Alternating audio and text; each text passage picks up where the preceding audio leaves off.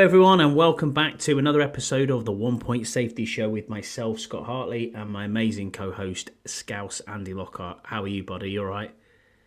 Yeah, I'm good, Paul. I'm good. How are things with you? All good, all good. Yeah, not too bad at all, mate. All good this end. So, yeah, not too bad. So, the title of this show is Running Out of Beep to Talk About. And we are kind of running out of things to say, but we'll try and keep the mic rolling as long as we possibly can. But we'll keep going. So our sponsors then, Scouse, as always, Dunstable Town FC's Talk of the Town podcast. We're their sponsor for this season. Again, shout out to them. Thank you for what you're doing down there. If you're into non-league football, go and have a watch. They're over. You can just search Dunstable Town FC Talk of the Town and you'll find it on there. Also, a massive shout out to Oddballs. You can go across to oddballs.com. You can have a look at their pants and socks and all sorts of bits and pieces on there. And shout out to James from Oddballs as well. We're also sponsored by Fusion Therapeutics. You can find them at fusiontherapeutics.co.uk. They provide expert MSK assessments and treatment with a focus on holistic care, dedicated to improve your well-being through tailored musculoskeletal health plans. The team offers specialist injection therapy and non-medical independent prescribing. So if you're in the Northwest, Manchester or Cheshire area, give the team a call on 01606 512 013, or you can book online and the team will be happy to advise you further on this affordable treatment solution. Well, there you go. That's the sponsors out of the way, mate. So I suppose we'll get straight into it. We'll do a bit of news that we've got going on. So thank you for everyone in the chat who's here. Yam, we've seen you're in the chat, so thank you for being with us. Rule change proposals from the NFL, mate. There's been quite a few that have come in. We're going to get your thoughts on these as we go through them, but I'll read them to start off with, and then we'll maybe have a little bit of a discussion. So the first one is to amend the current playoff seeding format to allow wildcard teams to be seeded higher than divisional champions if the wildcard team has a better regular season record. And that was put in by the Lions. What are your thoughts on that? I mean, that would truly make it more fair, as in, for meritocracy as such. So if you've got better records and you're taking on, and you got just like this year, wasn't it? Really, who was it who had an awful record and got in? Was it Tampa? Tampa Bay, yeah, they were quite poor, yeah. Yeah, and they got a home game and they were shocking. So. I mean, obviously we talk about, but still, it was kind of, yeah. To be fair, I like the idea. I think it should be best records rather than top of your division or not. But it's interesting that Detroit wanted that though more than anybody else, considering that they were top of their division anyway, and second best record in the NFL. Already the best. They're the best, weren't they? Yeah, I'm not sure. Yeah, NFC, weren't they? Best in the NFC. Yeah, I think it was. Yeah, because they were the number one seed, so obviously, yeah, they must have the NFC, best record. It was the best record in the NFC. So it's disappointed, really. Hi, Jesse. Yeah, this probably will be the normal time going forward, mate. We're looking at about 5 o'clock all the time. What else is he saying here? I'm so disappointed. You'll know I have been standard date. All right, okay. Yeah, we're not talking about that. We'll move on from that one. Okay, fair one. The second, I agree with that. I think that's a really good changeover. I mean, if you look at a team like Green Bay, I mean, that NFC North last year, you had Green Bay, Minnesota, and the Lions, all with really, really good records. And then you have poor records from other teams who get an automatic home game, which I'm not too sure on that. I disagree. Ian says the rewards for winning your division is correct. Yeah, it's correct. I'm not saying don't get a playoff team, be a playoff team, Ian. I'm just thinking that the seeding should they be a guaranteed home game if automatic. Yeah. Oh shit. I don't agree with that. But I definitely think they should look into it for sure. But again, it is quite a rare thing though, isn't it? There's always one down division. If you ever noticed, there's always one down division every year. Yeah, I mean, Yam said it here. He said some of the divisions are hella weak, like the AFC South. Yeah, I agree. I completely agree. I get it. But should they deserve to have a home game playoff game? Not for me, no. Especially when you've got They're teams only- that are winning.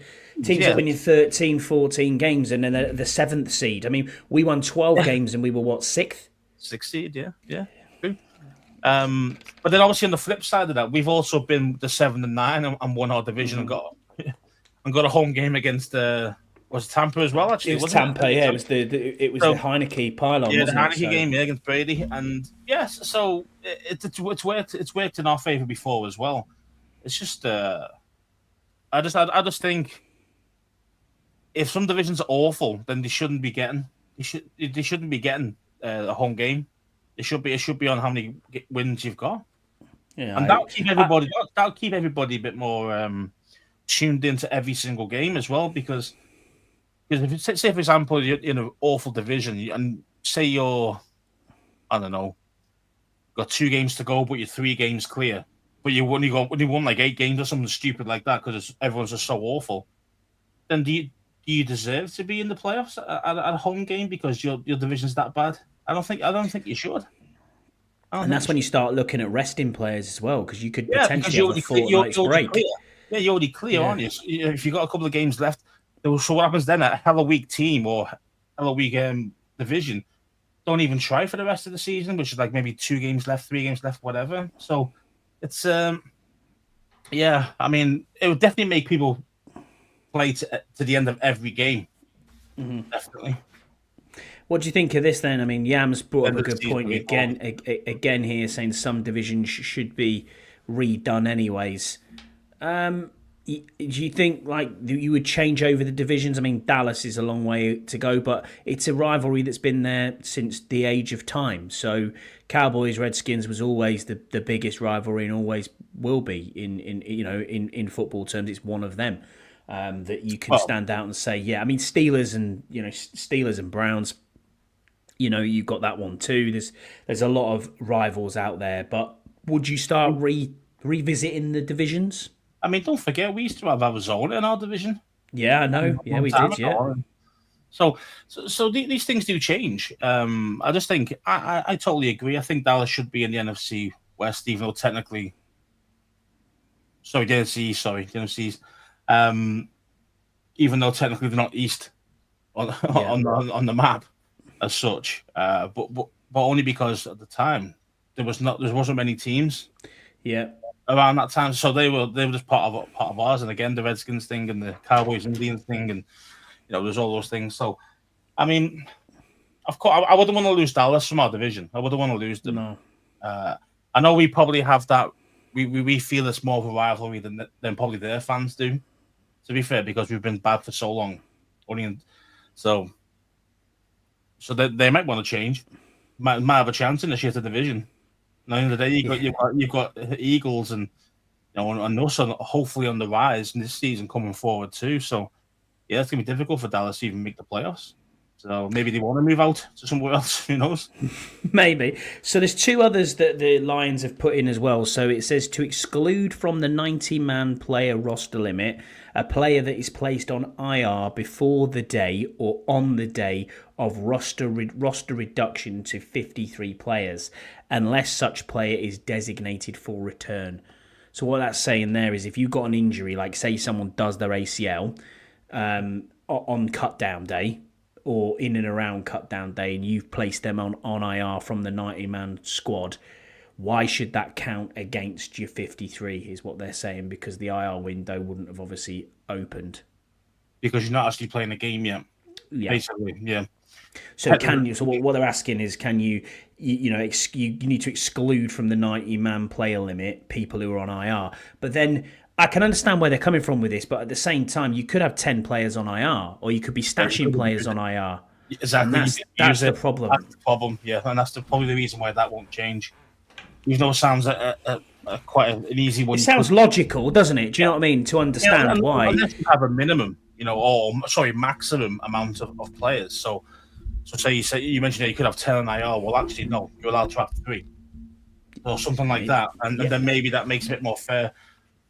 Because again, as you say, there's some guys you want to keep who are going to be playing for you in the preseason and camp bodies at the 90 part of the 90-man roster, and knowing full well that one of your studs who's on IR at the moment, who will be back in time for the season. So, for example, say a Cosme for us, he would be on IR, and you could bring him back, knowing Joan well full halfway through the season when he's probably going to be ready, without losing that kind of roster spot from the 90-man team. So I kind of get it. I kind of understand why they wanted that rule change, but I think it could be open to abuse. So you think you just got to limit it to maybe 1 or 2 players or 3 players. Like that, so technically, right now, if Cosme is on IR, which he has been sent to IR, and we haven't built the 90-man roster at the moment, we would only have 89 men anyway because Cosme's on the IR.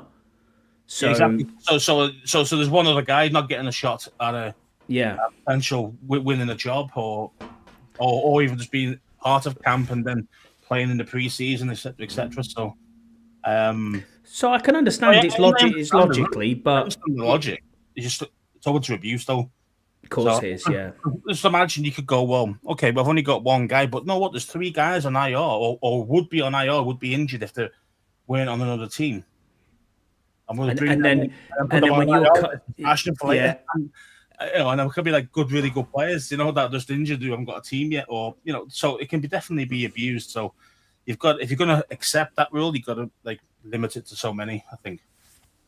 Agreed. And then the final one, and this is the one that I really hope they do change. It says to eliminate an automatic first down as a penalty imposed for defensive holding and illegal contact. Yes, get rid of this rule. How many times have we been screwed for this, which we were talking about just before we got online, where it's illegal contact with hands to the face or something stupid like that, rather than 5 yards and stuff. And you're like the other teams, the other teams on, I don't know, 3rd and 11, and then suddenly it's that's an automatic first down. It's like, really? Yeah, that's an absolute killer. It should be a 5 yard, or whatever it is. 5 yards, yeah. Rather than add the extra, because that's double punishment, and then especially nowadays as well. I mean, the defenders, they get the short stick of it anyway, but the rules are all geared towards the offense. So I think they should help the defense out a little bit. I think and make it a little bit less stringent on them. I think personally that'll make the game better. So there's another one that was put in by the Eagles. It says to align the postseason and regular season rules by granting. Sorry to interrupt you, but called the same toast rule.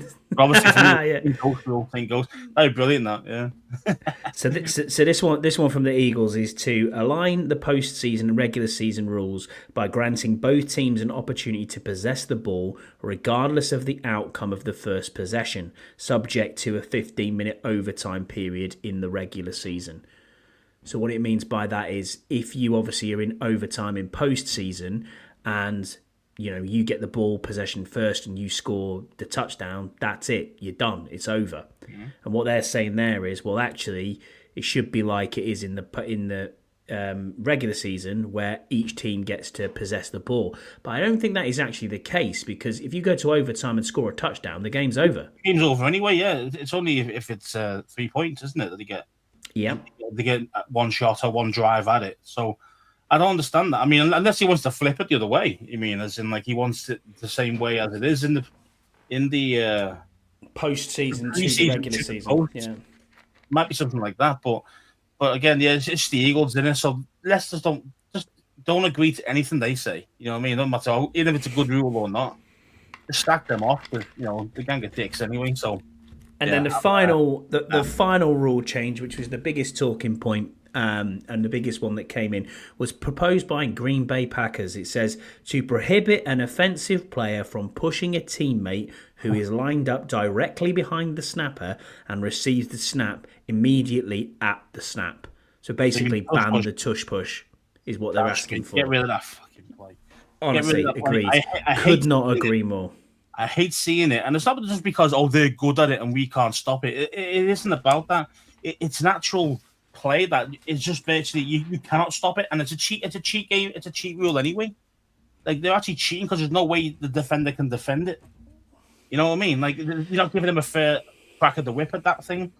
And I mean, so after time, you see them lined up off sides anyway, and you still don't give them off sides. So they're always cheating and bending the rule on that anyway and getting away with it a lot. So for me, nah, I want it gone. I want it gone yesterday. Do you know what I mean? Like, it's fucking shit. Evening, James. You all right, mate? Thanks for joining us. We appreciate you. And then obviously he said, "F them, f that play. It's a rugby play and it's boring." Yeah, I don't disagree with you. Bro is correct. It's to match the play. Yeah, it's to match the playoff rules in the regular season. Agreed. Yeah, I agree with you. I understand what you're saying there. So. Yeah, on that one, we got a question from Paul Fiander Turner. He said this week's teams have been submitting ideas to the NFL for new game rules, with Green Bay pushing to get rid of the tush push. That's just like what you did there. He said, what rule would you add to make the game better? And also, what current game rule would you like to get rid of? So straight away, are you saying the one you want to get rid of immediately is the tush push?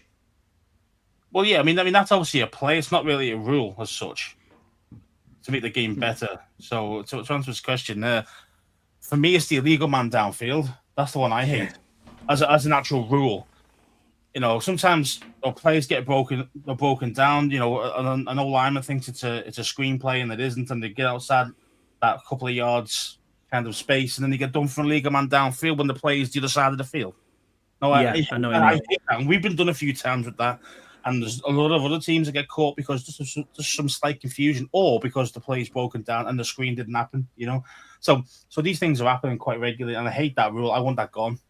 As a natural rule, I want that one gone. Right? And then what you said to make things better as well. Yes. What would you do to make things better? I would like to keep the referees out of it as much as possible. So I would want to see. I think they're already talking about it, but that semi-automated kind of spot when spotting the ball from after a play's finished. I want that as instant, like virtually instant replay, because it can be that quick, and then referees can't cheat teams out of it, because that's happened so many times, especially this playoff season. Referees were kind of like putting the ball like a yard, even sometimes 2 yards away from where the actual spot of the actual play finished was. You know, so I want that. So those two things for me are. That'd be great. That'd make a big difference. So I want to see bare knuckle boxing in the middle of the offensive line and defensive line, and they can fight out to the death before the snap. No, not at all. I mean, the one for me that absolutely irritates me more than anything. I was just thinking about it then, I had it on the top of my tongue. It is the substitutions from the defense. You know how if offensive substitutions can happen and they run off the field, the defense are given the time to match up, but the referee stands directly in the way of the play. So you can't obviously snap the ball, but it just takes so long to get it the time off the clock. And then it's like, what is going on? But that does mess up the play clock a lot, doesn't it? A lot of see a lot of quarterbacks going, get the fuck out the way, because the referee's standing right in front of him. You're thinking, get the fuck out the way, ref, and then he can't actually snap the ball. Yeah, and then you run out. It's dire. And how many times last year did Jaden have to call a timeout because of stupid penalties there? I'm like, what is going on? Coaching challenges maybe to make it better. I mean, you could look at wide receivers. I want to see more of letting things go between receivers and DBs, because I'm not saying it's ruining the game, but there's so many pass interference calls. I mean, Noah Brown's amazing at getting pass interference call. Benjamin St. Just is amazing at getting them against him. But at the same time, it's like you were saying many times last year, 24 or 25s on the field. Oh, look, we'll just throw the ball up and we know it's going to happen. I just think a little bit more hand fighting. If you're a contested catch and you're going to go for a contested catch up there, then fine. When you're tugging a jersey, or you've tried to stiff arm or block the receiver, and the receiver's moved out of that, but the receiver is pulling a jersey, i.e. AJ Brown against Marshawn Lattimore. You both got hands. You're both hand fighting. You've both got hold of each other's jersey. Let that play go. Don't be flag straight away, which flags are annoying, referees are annoying.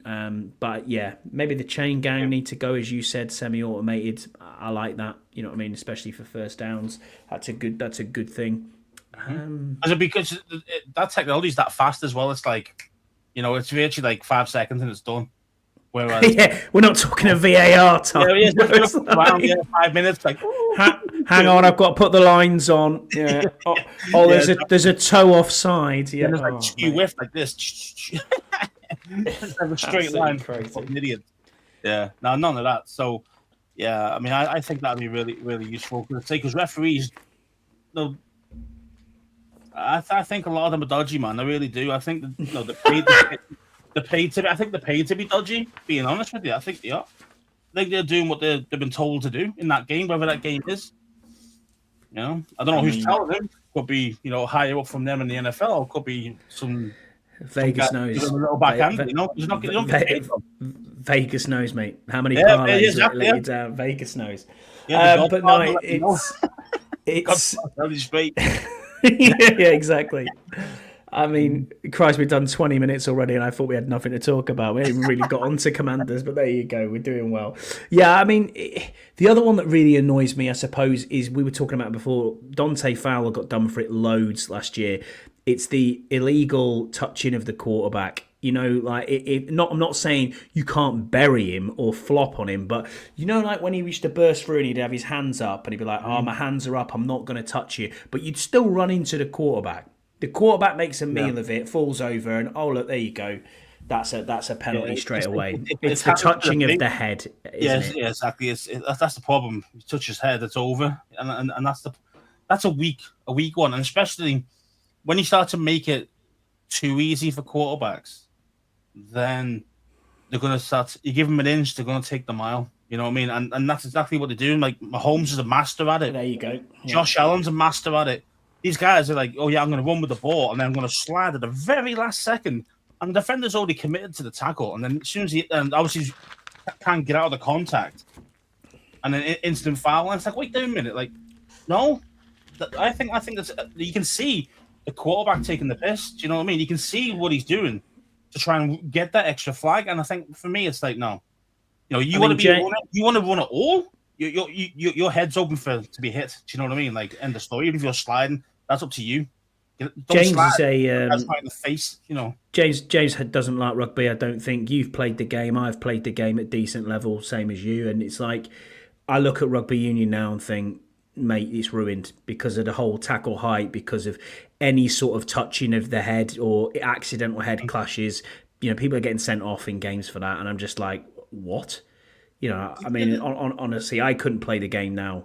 You know what I mean? Always put his shoulder in his jaw. No, he hasn't. He's trying to run through, and that's the sort of thing that you're like, well, so all of this is kind of stopped to stop concussion, and I understand why they get in that way in that game, but it's very similar when it comes to quarterbacks and the protection of heads. And the thing is, as well as that, as a rugby player yourself, you would be training to take those hits. You'll be conditioning yourself to take Correct. those, as in expect them to get hit in the head, but no, near enough every tackle nearly. You're going to expect you're going to put your head in there, and that's how that's the game. That's what it is. And you over the preseason and everything else, you would get yourself ready for your body to handle that. Yeah, and that's what NFL was like up until probably about 5-6 years ago when he started changing all the rules where you can't hit properly, you can't do this and that. So these guys aren't conditioned to actually take those hits, and then when they finally come into the NFL, when they come into the real games, and the mistake happens where you do hit them in the head, the guys are getting concussed so easily. Yeah, so because they're not conditioned to take it. Yeah, so this is what pisses me off. It's kind of like, no, it's a rough game. You signed up for it. You're getting paid millions to do it. You're going to put your head on the line, and that's as simple as that. And quarterbacks, the thing is, once you start taking things away, then players don't condition themselves for that. Actually, it makes it worse. As in, like, it makes it easier for them to get hurt. Does that make sense? Yeah, it's the deliberate hitting of the head or target. It worse because the players aren't getting conditioned to it anymore because they're going, oh, well, that play's illegal now. I don't need to protect myself like that. Etc. Etc. Well, no, you do. You still need to, because those things can still happen even if it's a foul. Yeah. So, and they don't do it, and that's a problem. Deliberate touching of like targeting, if you like, of players. That I can get that completely. But as you said, if it's Patrick Mahomes, he's close to the sideline and he dives down and slides at the very last second, and someone's committed to a tackle. That shouldn't be a penalty to me because you're trying to instigate that actual contact and then try and win the foul after it. Yeah, that's like what soccer does. Yeah, and I hate that. I hate that part of how our football's gone. Because it is. You can't. These guys. Game's gone. The game's gone. Yeah, they're looking for contact that isn't there. They're falling over. Yeah, I know. And it's creeping into the NFL. I mean, look at the. I always think about the Wiley one, but it's happening at loads of guys. They get a slight touch in the head after the play and they fall down like they've been knocked out. Yeah. You've seen it before, like a couple of like little slaps to the face after the play is over, and they falling down, flop, going ref. Penalty. Flopping, yeah. It's Flopping. just, yeah. And I'm talking 350-pound guys here who are doing that now. It's like anything to try and get that extra edge. And I get it because money's involved and win at all costs, but it's creeping into the game because they're making it safer for players. So people are deciding that they can take the piss and try and get extra fouls. You see what I mean? So, yeah, man, it's I don't like it. I don't like how it's going. Fair enough. Next bit of news that we'll rattle through. Deebo Samuel has got a guaranteed 17 million now in a rework deal. So we guaranteed 17 million of Samuel's contract in 2025, adding a $3 million worth of incentives. Before the move, Samuel had no guaranteed money remaining and is scheduled to have a base salary of 16.6 million with 200 workout bonus and per game and 44,000 worth of roster bonus, and it can go up to 750 grand. Obviously, we could have spread his cap hit out over 2 years by accepting 15.4 million option bonus, which was due on March the 22nd. And then that would have added another year to his deal. But obviously that year is a void year, so we'd have the dead cap further down the road. And if that was the case, then obviously we would have only had a 5 million cap hit. But instead of that, we've gave him an extra 3 million for some bizarre reason. Which you're not a fan of it, are you? I'm not a fucking fan of it at all. I hate it. I think it's ridiculous because you've reworked Wiley's contract for what? To give it to Deebo Samuel? I mean, I get it. If your owner's cash rich and you've got deep pockets, no problem. I completely understand the way that they've done it by saying, well, actually, he was due this option bonus. What you should have done is said, yeah, we'll take the option bonus and we'll pay all of the contract up in Awana this year. There's no void money. There's no money going into the dead cap next year. But this guy hasn't even played it down for us yet. Now, I'm not accepting that, yes, he's going to be a great player. I hope he really does become a good player for us. I hope he's back to the Deebo that we saw 2 years ago. But we've got to be frankly and brutally honest here. He was crap last year. It wasn't very good at all. And this is our splash signing in the free agency. No more yards than our wide receiver too. No, he did, and he is an outside guy rather than an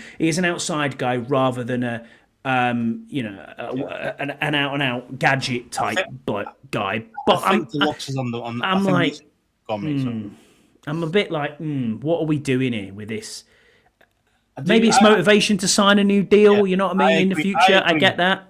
I agree with Deluxe. I think that's what I was going to kind of say. I think they've done it as a nicey nice and say, look, we've got the money here. So if you produce, you get an extra 3 mil more than normal, and then you can get another contract, and that should make it easier to create a new contract because that void year is now gone. That void year is actually void. It's fully gone. There was 2 ways you could go about this. So Jesse's made a point here by saying, dude, it works out much better. The money gets paid no matter what. I completely understand that. Now, there's 2 ways you could have done it. We could have paid him 17.5 million, which he was due this year in Awana, which included that option bonus. And that's the contract done. Or we could have said, no, we're going to push the 12.5 million down the road for next year, 2026 as dead cap. If it doesn't work out, irrespective, we've got to pay that. And we're only paying 5 million against the cap this year. They were the 2 options. Now we've added all this other guaranteed money on there. But really, think about it, there's a third option. What happens if we want to re-sign him? Yeah, I know. And that's what makes it easier for us to actually re-sign him if he does do well this season. And obviously, Peters thinks that he's still got it. So no, I trust Peters, but I'm not. Peters, and I think that's why. I think that's why they've done it. and also to give him some motivation because, as you said, he was guaranteed this money either way. Doesn't matter which way it was going to go. He was going to be guaranteed it either all in one this year or half, a little bit now and then half next year when he's not even here. Yeah. So now they're giving it up front. So look, we believe in you up front. There's the cash, and also we'll give you a potential 3 extra million if you produce on the field for us. So it gives them that motivation. So I think, I don't hate it. Like you hate the idea of this, but for me, because the guy's never played. What if he fucking breaks his leg in training camp? Yeah, well, either way, the 17.5 million was guaranteed to him either way, or either this year or over 2. Yeah, so I know what you mean. I know what you mean. And then he wouldn't be getting the 3 million because he's injured. He wouldn't be getting no bonuses anyway. So true, because he's not on the roster because he's there. So it doesn't really matter on that angle, So I know. You're talking me round here too. It's not that I don't dislike It's not that I don't dislike Deebo Samuel. I think it's a great signing. He's better than what we've had by a long way. He's better than what we've got, and that's. But the guy hasn't played it down, but it is an upgrade on what we've got. I don't know. I said this the other day in our chat with Jesse, John, at Burrows, the other boys. I'm underwhelmed by this off season, except Laramie Tunsil. Yeah, Tunsil and Deebo this off season, haven't you? We'll get into it when we get to Jesse, but I'm not impressed with what we've done, especially with all this money there. I mean, I'm looking at players and saying, well, where are all these players who wanted to play for Jaden Daniels? Where are all these players who said in the offseason the Commanders is the number one destination? What are we doing? You know what I mean? I'm not saying that I don't. I'm throwing my head everywhere, but. No, I'm not saying I'd rather pay $12.5 million to someone who won't be there. But what if Jesse, man, you're not listening to what I'm saying. I would have just paid him the $17 million up front and said, there you go, that's it. Yeah, why am I giving him $3 million extra? For the player himself, he knows he's guaranteed that. There's no extra motivation for him to improve, to actually produce on the field. Okay, so I get that. Listen, if my boss gave me an extra $5,000 a year, would I be more motivated? Yes. So maybe that's how he sees it. How long? If you're on a bonus performances, though, so say you could outperformed your remit or whatever it was, and you got $1,000 every month extra, you could change it every month, wouldn't you? You see what I mean? So that's the reason why that $3 million. It's a carrot. It's a dangling of a carrot for him because he was guaranteed $17.5 million either way, either now or over 2 years. So it doesn't really matter to him.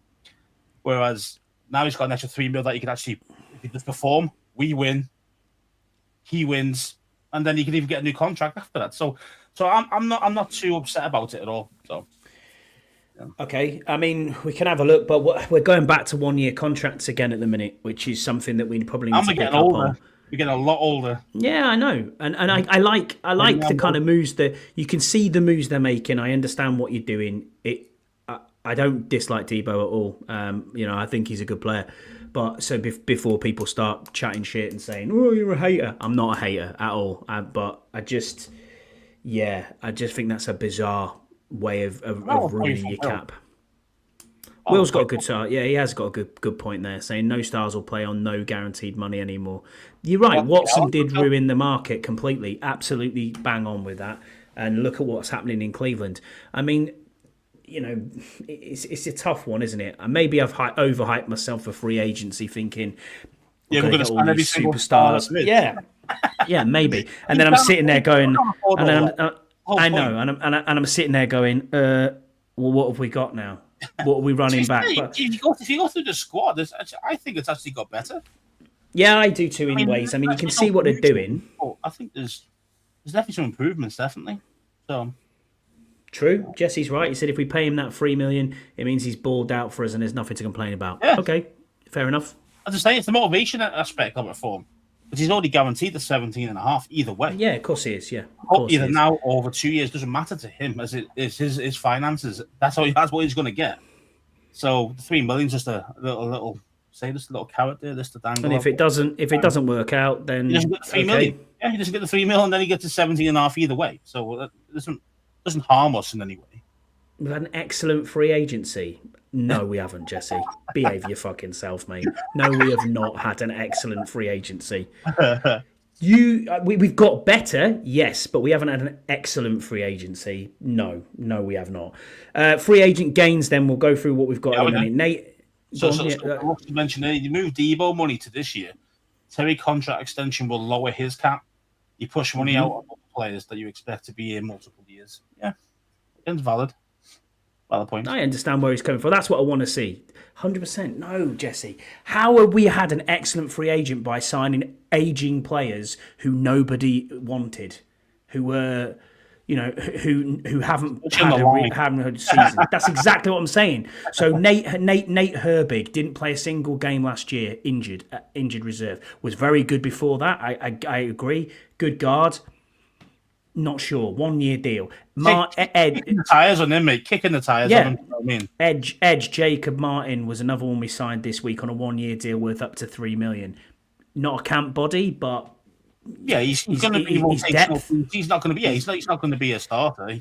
You're not paying $3 million for a starter. You know what I mean? No, you're not. No, and sometimes you've got to find a diamond in the rough. I get that, and we can't pay everybody. But this is my problem looking forward. We've now got quite a few superstars on the team. Terry's going to want money. Debo's going to want money. Larry Tunsil needs a new deal. That's a lot of money you're paying out of the cap already. And don't forget, we're going to have to look elsewhere as well. The entire league's signing players to 1 year deals. Are they deluxe? I don't know about that. I just think with the 1 year deal aspect, you're doing exactly the same next year. Yeah, of course, the roster turnover is going to be huge. We know that from 1 year deals, but it does give the player motivation to play on that and to go, you know what, I've got something to earn here. If I want to stay here, I need to produce this season. And if he doesn't produce, they get cut at the end of the contract and doesn't hurt anybody, as in from a dead cap perspective. So I understand the 1 year deals. You know what I mean? It's just a case of guys that they really put the money into. Kinlaw, for example, that's a 3 year deal, but really an out after 2 if he really isn't that good. So, and again, it's one of them for me. I think he's doing the right things. I do. I just think because you can easily turn it over and get a better cornerback. Like I mentioned there, St. Ghost was on 1 year left on his deal. We didn't extend him, and then who did you bring in? But Jonathan Jones, who's a proven winner. He's a bit older, sure, but he's 31. He's not like past it yet, and I think he'd be a good signing for us. So you can improve these places with 1 year deals, and we are in that win now mode. So there's no point. We've got Diet Coke Jeremy Chin with Will Harris, so I'm on a 2 year deal. So I'm quite happy with that. So he's a good player. I think so too. The more you watch him, the more you think he's pretty decent. So he might not miss too much from Chin. I'm hoping anyway, because that's the guy that I was upset about when we didn't try and sign him back of anybody that we lost. Two things, and I agree with Will and I agree with Jesse and what they're saying on here as well, is yes, free agency wasn't the best. The talent would never got to free agency in the first place. So it's difficult to try and pick something up with what you haven't got. Or what doesn't get to free agency, and then players are getting paid astronomical money because it's free agency, so you're always going to overpay anyway. You're right though, Will. It is a weak class. We have to work like this because of the way. Yeah, you're right, Jesse. The way we got the roster. See, there wasn't loads of superstars out there. No. And the ones who were superstars are kind of coming off injuries, so like Joey Bosa's who got released, etc. Those type of dudes. You go, you know what? If he's back to anywhere near his best, you've got an absolute baller. However, injury prone, so that's why you only got 1 year deal from somewhere. I can't remember who it was now, but you only got 1 year deal, so you can approve it deal, just like everybody else who's on it. Half these guys are all banged up permanently. No, let's face it, most of these guys that have been out there on free agency this year. So we've also retained the following players. So we've got running back Jeremy McNichols, 1 year deal. Noah Brown, 1 year deal. Trent Scott, 1 year deal. Michael Dieter, 1 year deal. Cleveland Farrell, 1 year deal. Jalen Holmes, 1 year deal. Sheldon Day. Think about Farrell. Should have got him a new deal. Yeah, true. Yeah. Because this guy is always playing hurt. Like even like he won't train at all in between games. He just plays games. Yeah, they do. He doesn't. He's always on the injury report every single week for his knee. Like he does not fully train. I'm not joking either. he does not fully train in between games because his knee's battered. So do you really want to hire him back up? You see what I mean? It's like, okay, yeah, he's there, but he's not going to produce much, just like last season. He didn't really do a lot, really. I think he got like 2 sacks, 3 sacks, something like that. Yeah. And then we got how about that one? two others back in Nick Ballor, who I thought was a really good special teams player, and then Noah Eyes back as well, which is good depth. You know, I get where you're coming from by saying, you know, we're gonna have depth. We're gonna try and last week you mentioned it. You don't want the drop off to be like that. You want it to be smaller. Yeah. And I get these moves. I get what they're trying to do here. I think I understand it completely. Am I underwhelmed? Maybe. Do I think it's been good? Yes. But I look at the way that you've built things and think to myself, could we have built the trenches better? If you're looking at the actual like rooms now, as receiver got better than last season. Yeah. Okay. It's before any games, before anything else. Has it got better? On paper, you'd say yes, it would. Better, wasn't it? Yeah, because you got Debo in there. So, and we just signed Michael Gallup today as well. Actually. Yeah, Michael Gallup. Yeah, and we also signed yesterday a guy called Foster Sorrell, an offensive tackle from the Chargers. Yeah. So yeah, and I think he's more of a swing tackle, isn't he? I think he's a swing tackle guy. So we needed one of those after Lucas went. So I'm happy about that. I don't know how good this guy really is. Never really seen him play that much, but I'm hoping that he can handle himself. He's a big lad though, and he's one of the biggest. 6'6", 330, something like that. He's pretty decent. Well, size-wise, he's pretty big. But yeah, I mean, so wide receiver room's got better. The DB room's got better, even though you've lost Chin. But I think it's got better. You know, you said we've got with Jones, Jones, We've got Jones in there. We've got Harris in there. I think he's a similar level to Chin. I don't think we're going to see major drop off. And then we still got the other guys we've got, you know, and Noah Eyes back as well again. So now you've got Mikey and Jones could intertwine themselves from the boundary and in slots because Noah I played a lot of slot as well. I played slot, yeah. That's where mostly Noah I played. But again, he might not be the starter. Noah I might even be the starter. No, he won't be. He won't be. I think, as you said, there, the three that we were going with is probably you would like to say is Lattimore, Samuel and Jones. That's your three corners, isn't it? That should be your starters, unless Jones has dropped off a lot over last few years to now. But without that, yeah, and then look at your depth.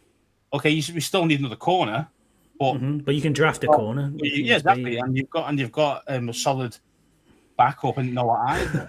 So. I mean, yeah, Will's got a great point here. He says Lattimore, Mikey and Jones, Noah I compared to Juice Forbes, Mikey and Noah and Mike Davis. Yeah, I mean, you're absolutely right. You're absolutely right. It's a decent corner room. That it's been upgraded by quite a bit. I still think we need another safety personally. Well, Tyler Owens is there. Guy. I think we need one extra dude, and I think we'll probably draft one, either a corner or a safety. I think. And Tyler Owens is there. They like him a lot, so don't be surprised if he makes the 53. But isn't he a backer though? Isn't he a backer more than a safety? I thought he was a safety. I'm not sure. I don't know. I've not seen much of him, to be honest. Been injured a lot, hasn't he? And we've also got Hampton as well. We haven't even thought we even spoke. Hampton's there still, yeah. Good. He's a tweener, isn't he, between backer and safety? So yeah. So we got bodies there now as well. So yeah, it's just one of them, man. So the three losses. You're not wrong, Jesse. You're not wrong. I just got on PFF and went, what can I do? I'll sign that player, sign that player, sign that player. Cool. Yeah, I thought he was a special teamer. I know that, but I didn't know whether he was a safety or a backer. To be fair. Both lines got bigger and deeper, secondary improvement, and Debo's a weapon. Yeah, okay. All right, you're all convincing me. You're convincing me. But, yeah.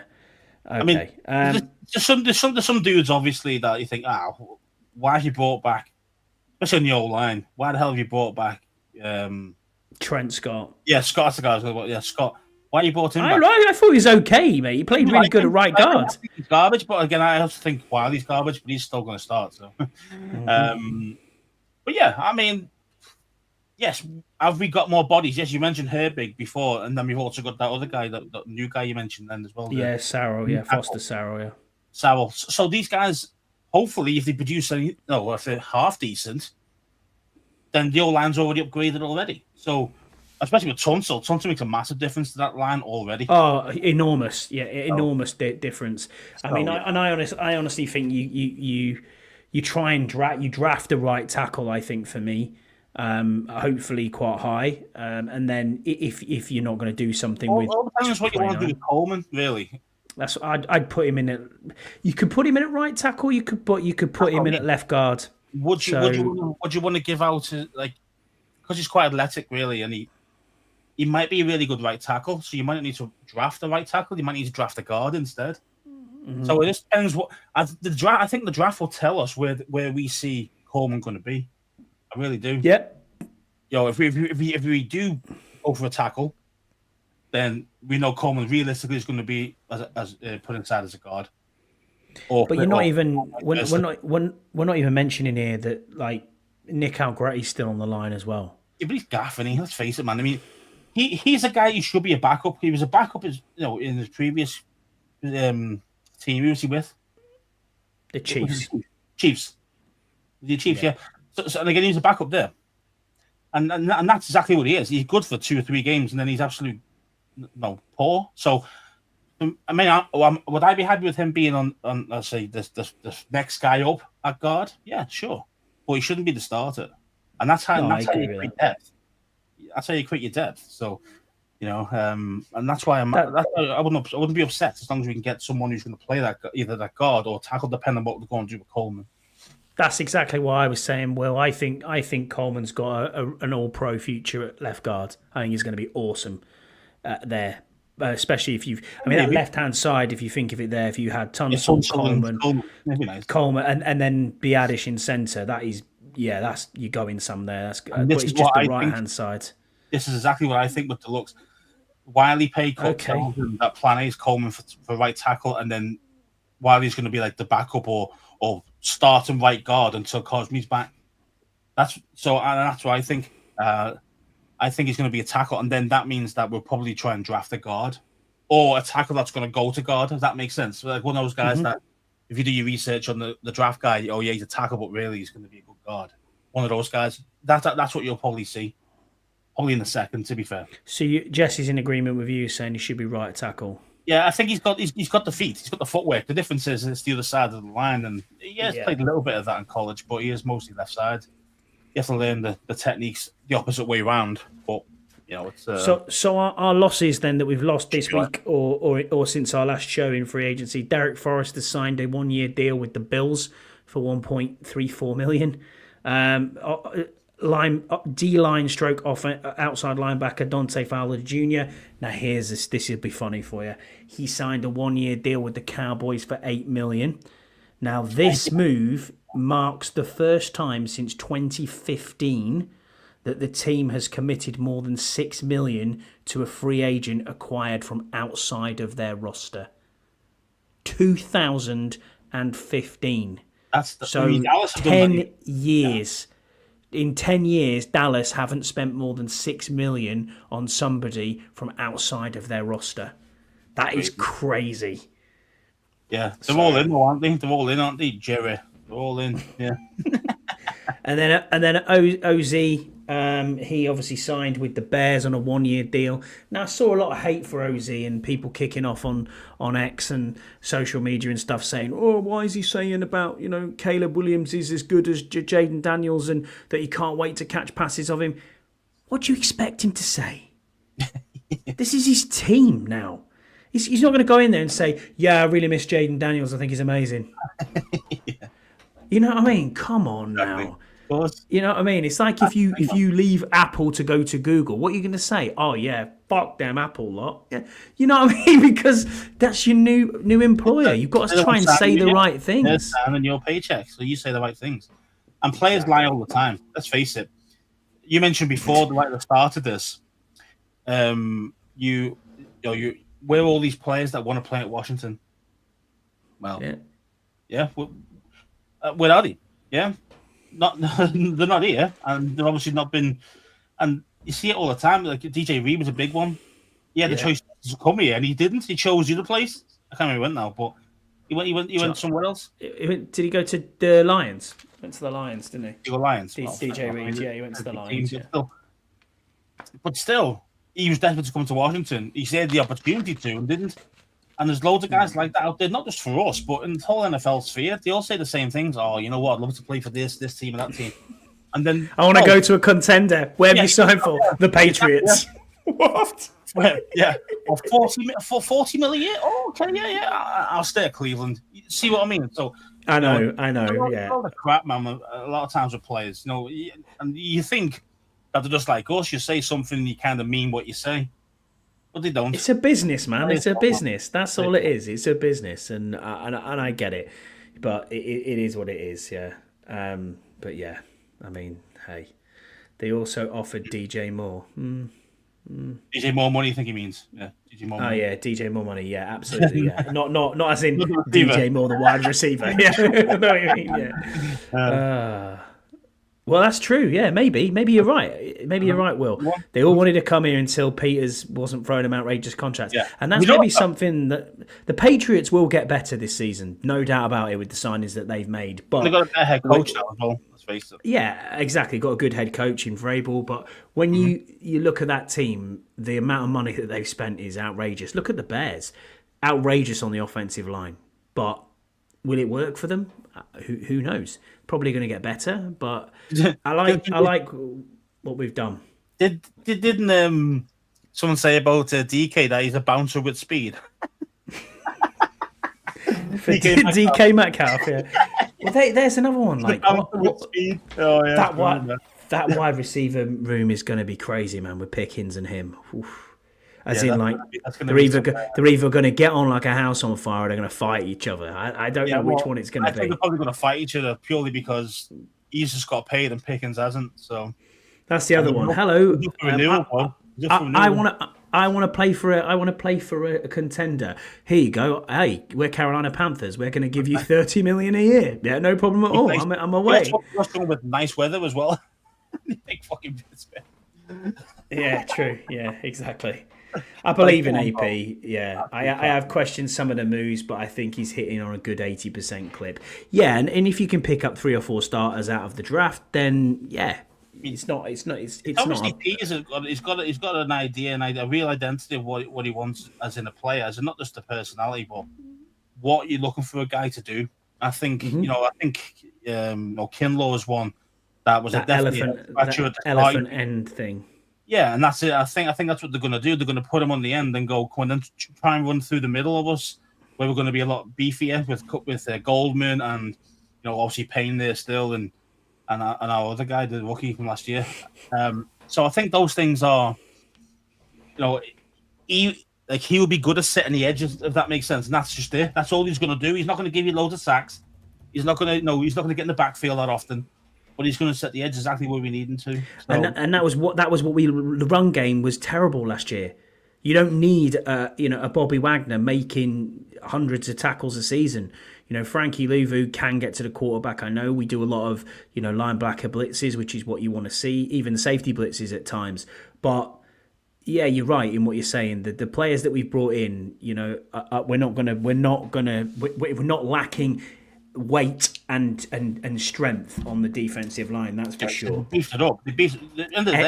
Eddie Goldman's massive. He is huge. He's probably going to start. Like you probably think he won't start that much. I think he will. I think you'll be surprised. It's a sneaky signing, that you like him, don't you? I like him. Yeah, I like him. I think he was pretty solid last year, and I think he retired the year before, didn't he? I think, and then he came back out of retirement. Another one of those like a Gallup, But yeah, I think he's really good. So it's exactly. I think he's one of those sneaky good signs, like you just mentioned, and I think that's what he's going to be. So. Yeah, Jesse's saying here both Wise and Martin are excellent at setting the edge. Yeah, agreed. Ian, out of 10, he says, out of 10, what are you guys rating our trade period?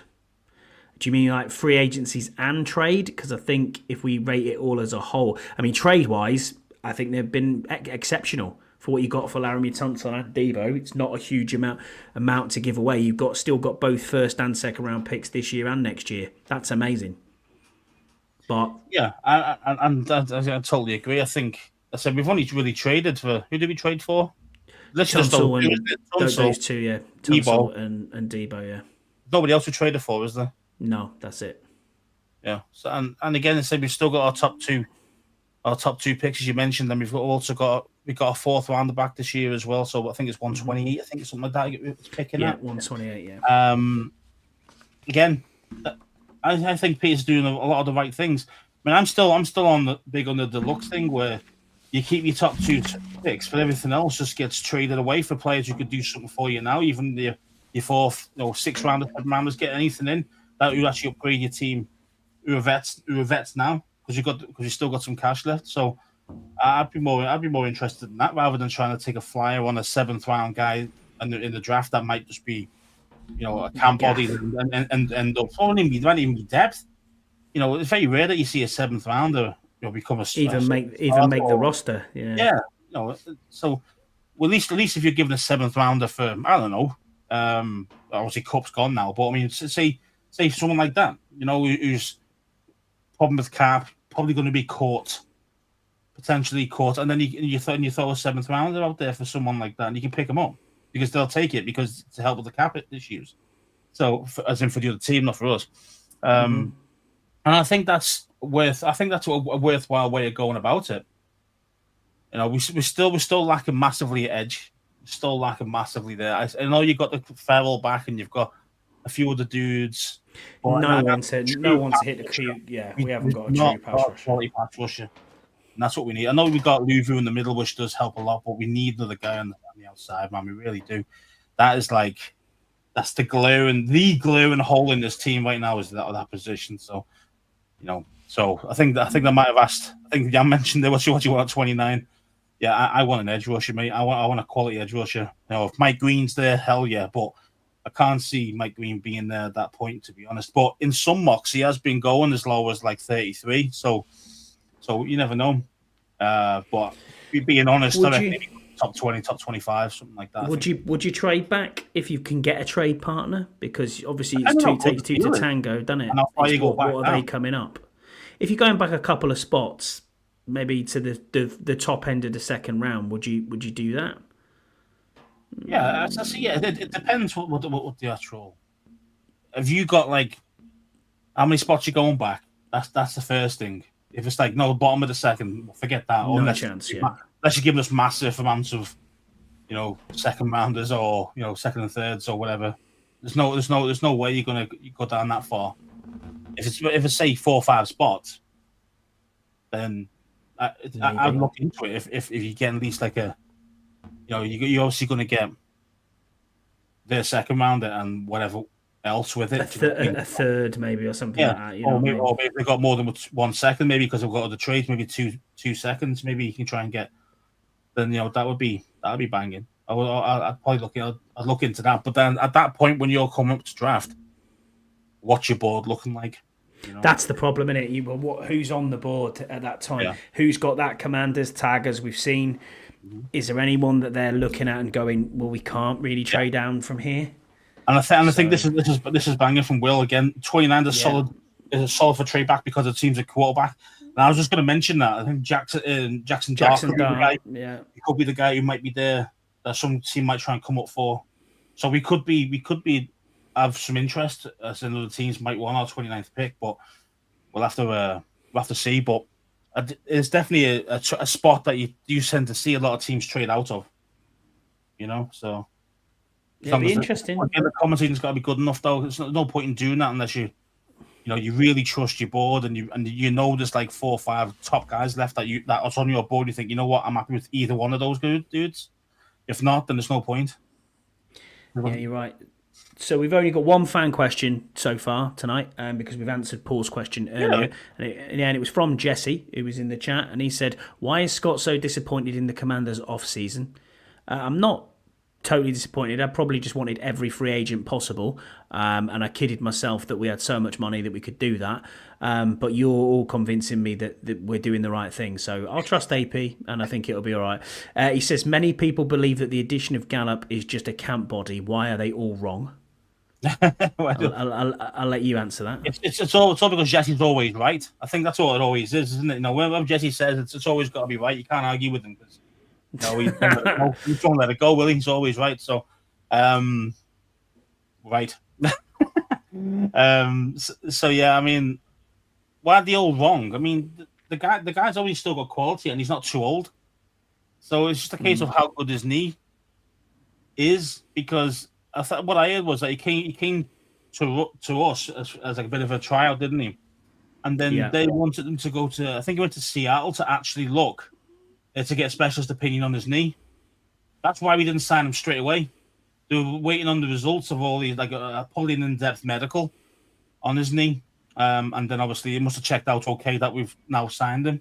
So I'm good with it. Again, like anything, man, he's better than Ozil. He's a good wide receiver 4/5. You know what I mean? This guy, you know, in his okay, he's not in his prime, but you know, in his prime, he was wide receiver 2 at Dallas. You know, behind CeeDee Lamb. So and he was doing when he got a really good contract because of that 1 year he had when he was really good. So yeah, he got 1,100 yards that year. Yeah, that was only 3 years ago.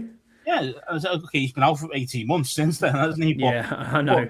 But so I understand. But again, it's Peters kicking the tires on a guy who still might have it. You know what I mean? You just might have it. We don't know what. Do you know what his contract is? I don't know. No details yet, mate. It's going to be cheap, isn't it? It's going to be a cheap deal because no one took a chance on him, have they? So we took a chance. So he mustn't be too expensive. But look at the receiver room now. I mean, you got what? Terry, Debo, Luke McCaffrey, Noah Brown. Then Gallup is probably 5. Oh yeah, KJ Osborne's there as well. 6. We went with 7. Gallup was a vet min, so it's a vet min. Wow, thank you for that. Yeah, there you go. Then. So cheap chips, and if he does anything, if he gets 200 yards this year, that's worth more than a vet min. So of course it is. Yeah. And I mean, do you think this? I've heard various things saying, "Oh, we're bringing a receiver in. This is gonna, it's gonna stump Luke McCaffrey's growth." I don't think it will. I don't think it will at all. I think that McCaffrey. Go on, mate. Sorry. Go on, mate. You go. No, I just think with McCaffrey, he's still raw. He's still raw at the position. Has he got athletic traits? Sure. I think the first half of the season he was highest in, skinning his in creating separation. So that was chopped off a little bit. But again, don't forget, I think a lot of the times his downfall was really Kingsbury's play calling, and I'm not blaming Kingsbury as in like, oh, it was really bad. It was just that the routes that he was calling was like he was like maybe the 3rd or 4th read, and Jaden's already seen where he's going and the ball's gone. To see what I mean? So he never really got to that 4th read where that would have been McCaffrey. See what I mean? So he didn't really get a lot of targets really, and I think hopefully this year he'll get a bit more than that. But he has to prove himself though. He does have to prove himself this year. Otherwise, agreed. Because you've got guys there now. He's still got Noah Brown, who's got a bit of size, and you've got, say we just got Gallup as well. So if he's anything like he was, and he's only 29, he's not too old. Do you think we have to draft a wide receiver? Not necessarily high, but I think we'll draft a receiver, but I think it'd be a bit lower down. I think maybe 4th rounder, maybe 4th rounder, yeah, maybe 128. We might look for one. Jaden Higgins would be a good one if he's there. Highly unlikely he'd be there, but if he's there, that'd be nice. Yeah. So, so for me, it's got to be edge. And to be fair, now how about this one? This is just something that's come up with there. Mm-hmm. Everyone's going about like Jaden Milroe, the quarterback. Yeah, he's built like an tank. Yeah, that guy. I remember you saying this the other day. That go on. Why not have him use him as a Taysom Hill type of player? Taysom Hill, he's not the best passer. Neither is Milroe. But I tell you what, he gets touchdowns. Use him as a tight end / running back / all gadget thing. I think he'd be great at something like that. I really do. I think he's got the traits. I mean, even the speed was something like a 4.3 something. It was just insane. In his 40, it's like wow. He would be a perfect Taysom Hill. If you want a guy like Taysom Hill, or probably better, go and draft Milroe. But first round's a little bit probably high, but you probably will go. Yeah. You probably will go high for that though. He's not Yeah. a quarterback skills are meh in my book. Milrow loves fumbling the ball in open field. Yeah, okay. Well, there's that too. Yeah, Everyone fumbles, mate. Just look at 10 million guy who just went to the Jags. True. Yeah. De'Ami Brown. Yeah, I know what you mean. But there you go. But yeah, last bit that Jesse said on his question was, can I please read all PFF stats out to piss Scouse off? It would be greatly appreciated. Was that about Gallup, was it? No, he's saying, can we read PFF stats just to piss you off? PFF well, whatever. Yeah. No, it doesn't matter. No. We don't hate PFF. We think PFF. I rate PFF. You don't rate PFF at all, do you? Not at all. I mean, I think it's a good starting point. But you go read around more and not just see what one guy's mentioned. Oh yeah, this guy. Nah, you've got to read around more than just that. The eye test and all 22. Let's get diving in the film room, Scouts. That's what we've got to do. Just about does us, mate. Unless you've got anything else, I should buy Karen a Diami jersey. Do you know what? I might do that. I was dancing like anything when I came down the stairs and I saw that they'd signed him. I was like, but then she was like, but then she actually did. I was watching Commander's Log the other day and De'Ami Brown was making catches for fun, and she was like, oh, you've lost him, have you? And I was like, I was getting pulled back in. I was like, should just rewind the tape to show the championship game. Show them that one. Yeah. True. Very true. That just about does us. But thank you everyone for joining us tonight. Thanks Will, thanks Jesse, thanks Deluxe, thanks Ian, thanks to your bro Ian as well, who's also been with us. Thanks to Yam for being with us, first one in the chat. Everyone who put a question in, Paul and Jesse, we appreciate you being on with us. It's been really difficult actually to talk about stuff, but we still got over an hour out. So we've smashed it. Yeah, all right. Same time next week then, Scouse? Always. All right, well, that just about does us. And we will see you again for another episode next week. Bye.